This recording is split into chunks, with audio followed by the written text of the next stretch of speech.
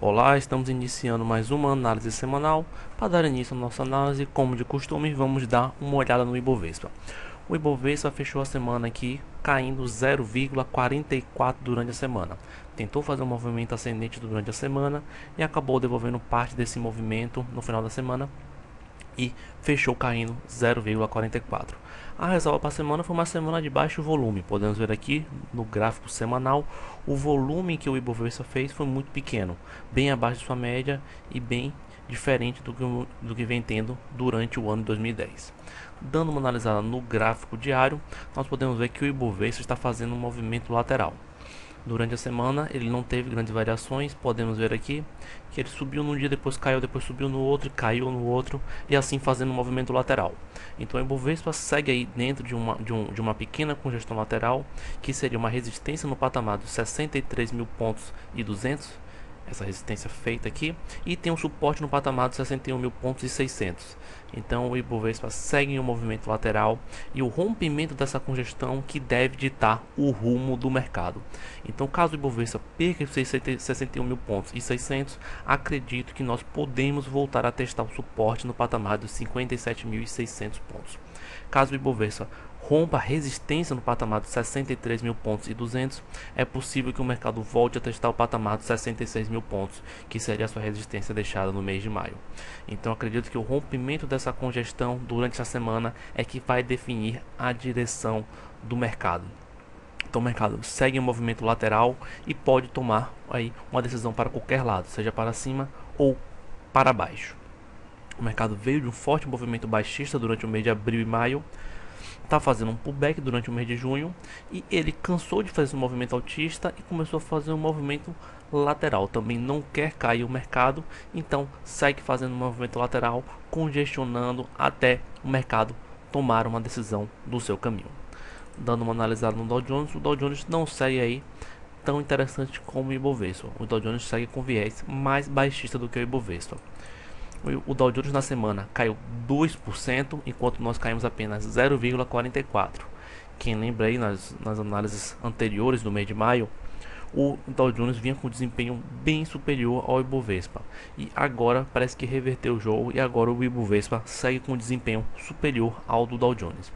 O Dow Jones fez também seu forte movimento corretivo durante o mês de maio, iniciou um movimento altista, fazendo uma resistência no patamar dos 10.315 pontos, e ele estava fazendo também uma congestão lateral, com um suporte no patamar dos 10 mil pontos. Só que no pregão de sexta-feira o Dow Jones perdeu esse suporte, diferente do Ibovespa.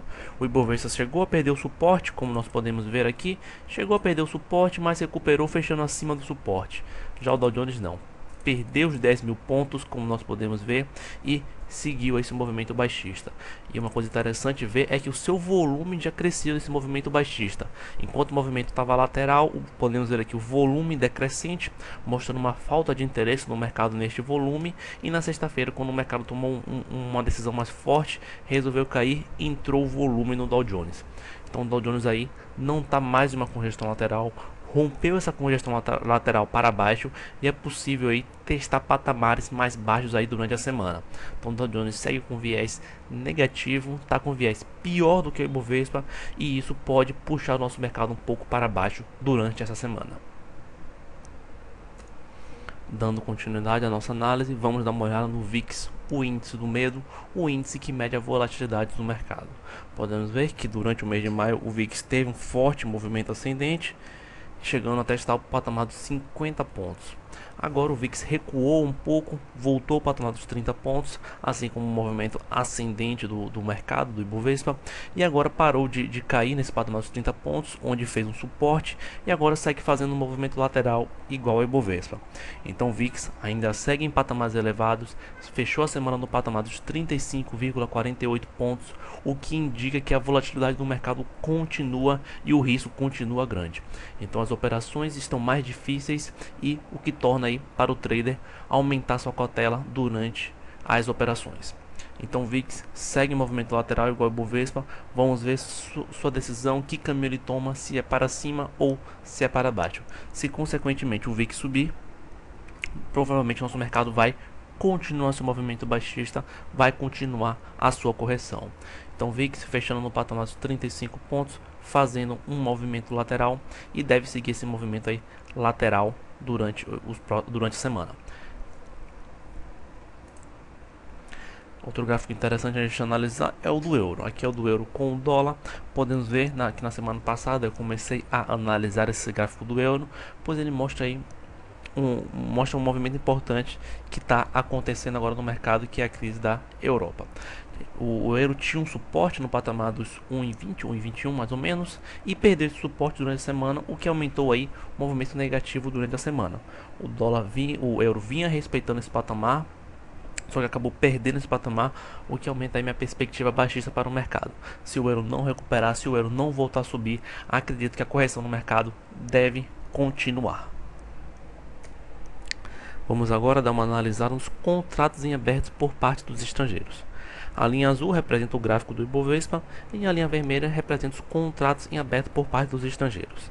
Podemos ver que os contratos estrangeiros seguem negativos ainda, o que me deixa com viés negativo para o mercado. Acredito aí que o mercado só vai começar a melhorar quando os estrangeiros começarem a comprar contratos futuros. Até então eles seguem com saldo negativo, o que indica que podem estar esperando mais quedas por aí. Então teve um forte movimento baixista durante o mês de maio e no final do mês de maio segue um movimento lateral no número de contratos, igual ao Ibovespa. Então os contratos em aberto por parte dos estrangeiros já fazem um movimento lateral igual ao Ibovespa, e vamos ver aí durante a semana se os estrangeiros voltam a comprar contratos futuros ou se aumentam a posição vendida. Até então, só seguem baixando a posição, compram, depois vendem durante a semana, fazendo um movimento lateral. E como o saldo continua negativo, como eles continuam vendidos em contratos futuros, tem um viés negativo para a semana, pois acredito que esse viés só vai mudar quando os estrangeiros voltarem a comprar contratos futuros. Enquanto eles estiverem vendidos, ainda fico com viés negativo para a semana. Dando agora uma análise no saldo do investimento estrangeiro, tivemos uma mudança aí no nosso gráfico. Como fechou o mês, fazer uma análise mensal, e assim a gente pode ter uma visão melhor de como foi o mês de maio. O mês de maio fechou com um saldo negativo aproximadamente de 3 bilhões e meio. Então os estrangeiros seguem vendidos ainda no nosso mercado, eles diminuindo a posição. Aqui nós podemos ver um gráfico mensal do saldo estrangeiro. Podemos ver que no início do ano, em janeiro e fevereiro, teve um movimento baixista. De fevereiro para março, um movimento altista. Desde então, só tivemos saída do fluxo dos estrangeiros. Novamente, a linha azul representa o Ibovespa e a linha vermelha representa o fluxo dos saldos do estrangeiro durante os meses. Então podemos ver aí que desde o mês de março os estrangeiros vêm retirando o dinheiro da bolsa, vêm saindo da bolsa, enquanto eles não derem aí um sinal positivo, continuam com viés negativo para o mercado. Podemos ver que o investimento estrangeiro acompanhou a queda do mercado, o que comprova esse movimento, que confirma esse movimento. Então vamos aguardar aí o fluxo do saldo estrangeiro durante o mês de junho. Assim a gente pode ter uma análise melhor, ver se o mercado pode voltar a respirar durante o mês de junho e julho. Mas então o viés segue negativo. Fechamos aí com mais de 3 bilhões de fluxo negativo durante o mês de maio, isso acumulado no ano, e é possível sim a gente continuar essa queda aí no fluxo do investimento estrangeiro, consequentemente a queda no nosso mercado. Bom pessoal, estamos terminando mais uma análise semanal. Queria agradecer a participação de todos e desejar a todos vocês uma boa semana e uma ótima semana com bons lucros e bons trades. Um abraço e até a próxima.